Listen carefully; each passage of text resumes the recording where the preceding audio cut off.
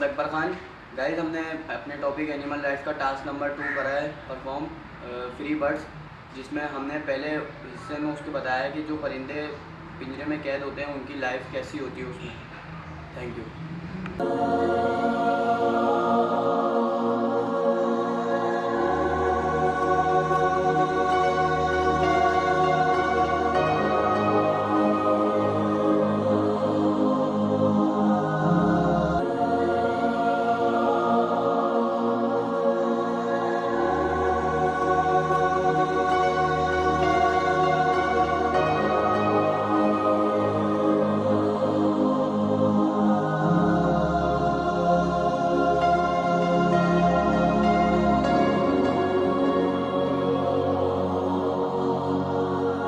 Guys, हमने अपने इस वीडियो में जो पहला हिस्सा कवर किया है उसमें जो परिंदे पिंजरे में कैद होते हैं उनके बारे में है, और उसी वीडियो के दूसरे हिस्से में हमने उनमें से कुछ परिंदों को फ्री करवाया है उस पिंजरे से, और यही हमारी वीडियो का मकसद है। Thank you.